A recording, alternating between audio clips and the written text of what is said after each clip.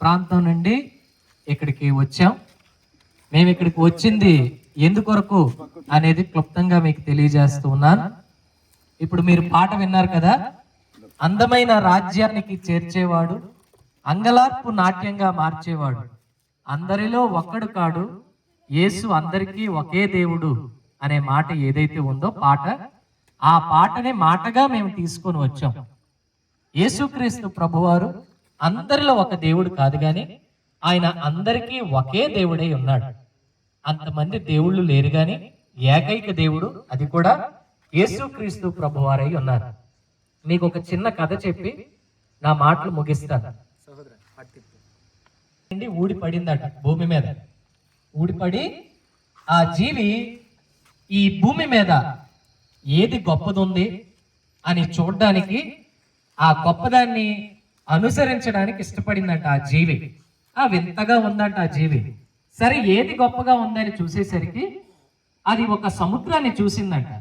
ఆ సముద్రం దగ్గరికి వెళ్ళి, ఆహా ఎంత పెద్దగా ఉందే, ఇదే ఖచ్చితంగా గొప్పదై ఉంటది అని చెప్పి, సముద్రమా సముద్రమా, నువ్వు ఖచ్చితంగా గొప్పదానం అయి ఉంటావు, నేను నిన్ను అనుసరిస్తాను అని అన్నదట.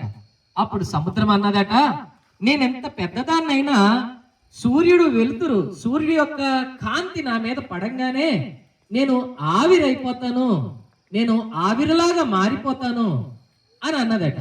అయితే నీకంటే సూర్యుడు గొప్పోడు అనమాట అని ఆ జీవి సూర్యుడి దగ్గరికి వెళ్ళి, సూర్యుడా సూర్యుడా, నువ్వు గొప్పోడు అంట కదా, ఇదిగో నీటి మీద నువ్వు పడంగానే నీరు ఆవిరైపోద్దంట కదా, ఎంత గొప్పడువో, నీకంటే గొప్ప ఇంకెవరు లేరు, నేను నిన్ను అనుసరిస్తాను అని అన్నదట ఆ జీవి.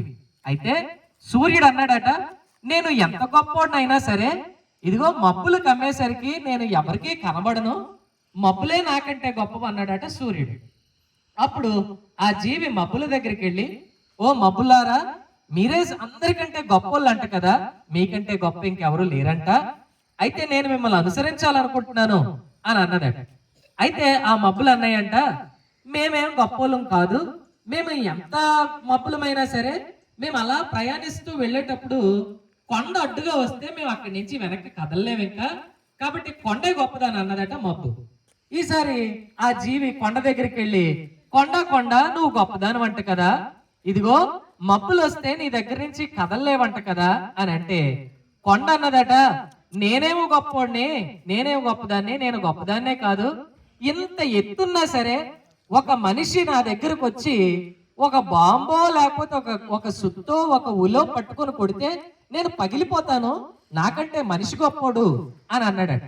అయితే ఈ జీవి మనిషి దగ్గరికి వెళ్ళి, ఓ మనిషి, నీవు గొప్పోడు అంట కదా, నేను నిన్ను అనుసరిద్దాం అనుకుంటున్నాను అని అంటే, మనిషి అన్నాడట, నేనేమో గొప్పోడినమ్మా, ఎంత బ్రతుకు బ్రతికినా చావుకి భయపడుతున్నాను, నేను చావే గొప్పది అని అన్నాడట మనిషి.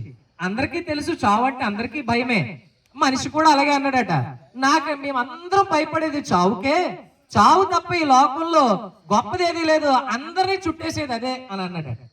అయితే ఈ జీవి చావు దగ్గరికి వెళ్ళి, ఓ చావా మరణమా, నువ్వే గొప్పదాని వాటి కదా, నిన్ను మించిన వాళ్ళు ఎవ్వరూ లేరంట కదా, ఇదిగో కొండని బద్దలు కొట్టే మనిషే చెప్తున్నాడు నీ కోసం నువ్వే గొప్పదానమని, మరణమా నువ్వు గొప్పదానం అంట అంటే, మరణం అన్నదట, ఒకానొక సమయం వరకు నేను గొప్పదాన్నే, కానీ ఒక ఆయన ఈ భూలోకానికి వచ్చి మరణించి తిరిగి 3వ దినాన సజీవుడిగా లేచాడు, ఆ యేసు ప్రభు అతనే గొప్పోడని మరణం సాక్ష్యం ఇచ్చిందట. గట్టిగా చప్పట్లు కొడదామా? ఇక్కడ మీకు చెప్పేది ఏంటంటే, నేను ప్రియా ఈ మాటలు ఆలకించిన సహోదరి సహోదరులారా, మనం కొలుస్తున్న ఏదైతే కొలుస్తున్నామో అది కొండ బండ, అది మాట్లాడగలదా లేదా అనేది కనీసం జ్ఞానం కలిగి మనం ఆలోచించగలగాలి. ఈ ప్రపంచంలో అందరూ మనుషుల్లాగే వచ్చారు, మనుషులు గొప్పోళ్ళు కాదు, రాయి గొప్పది కాదు, చెట్టు గొప్పది కాదు, ఏది గొప్పది కాదు, కేవలం దేవుడు ఒక్కడే గొప్పవాడు. అందరినీ వణికిస్తున్న మరణం నుంచి తప్పించగలవాడు ఆ దేవుడు ఒక్కడే. ఇంతకీ ఆ దేవుడు అంటే ఎవరు అని అంటే, ఇందాక పాట విన్నారు కదా, అందరిలో ఒకడు కాదు, అందరికీ ఒకే దేవుడు యేసు ప్రభు. ఆ యేసు ప్రభు కోసం చెప్పడానికి వచ్చాం. 2025 సంవత్సరాల క్రితం ఆయన ఈ భూమి మీదకి వచ్చి సామాన్య మానవుడిగా జీవించి అనేక అద్భుతాలు చేసి మనందరి కొరకు సిలువలో తన ప్రాణం అర్పించాడు. ఏమంటే దేవుడు అంటే అదేంటంటే కాపాడాలి కానీ ప్రాణం ఎందుకు ఇచ్చాడండి అని మీరు అడగొచ్చు, ఆలోచించవచ్చు. విషయం ఏంటంటే మనిషికి దేవుడికి మధ్యన పాపం అడ్డుగా ఉండిపోయింది. ఇంతకీ పాపం దేంతో చేస్తాం మనం? కళ్ళతో పాపం చేస్తాం, కాళ్ళతో పాపం చేస్తాం, ఆలోచనతో పాపం చేస్తాం, ఏమంటే చేతులతో పాపం చేస్తాం. అంటే ఈ పాపానికి కారణం శరీరం. అంటే దేవుడికి మనిషికి మధ్య దూరం క్రియేట్ చేసింది శరీరం, ఈ శరీరంతో చేసిన పాపము. కాబట్టి యేసుక్రీస్తు ప్రభువారు వచ్చి మన శరీరానికి బదులుగా ఆయన శరీరాన్ని త్యాగంగా అర్పించి, మన రక్తానికి బదులుగా ఆయన రక్తం చిందించి, సమస్త మానవాళి కొరకు ఒకేసారి ఆయన రక్తం చిందించి, ఇదిగో మీ అందరి కోసం నేను ప్రాణం విడిచానని చెప్పి మనందరి పాపము ఆయన మీద మోపబడింది. వాక్యం సెలవిస్తూ ఉంది, అతడు పొందిన దెబ్బల చేత మనకు స్వస్థత కలుగుచున్నది అని. అంటే యేసుక్రీస్తు పొందిన దెబ్బల చేత మన ఆత్మలన్నిటికీ కూడా స్వస్థత. ఈ శరీరానికి స్వస్థత ఉంటదేమో గాని ఆత్మకి స్వస్థత కలిగించేది యేసుక్రీస్తు ప్రభు ఒక్కడే. మరణమైన తర్వాత ఈ ఆత్మ ఎక్కడికి వెళ్తుందో ఎవరికీ తెలియదు, కానీ ఈ ఆత్మని ప్రభు చేర్చుకుంటారని మాట్లాడుతున్నాడు.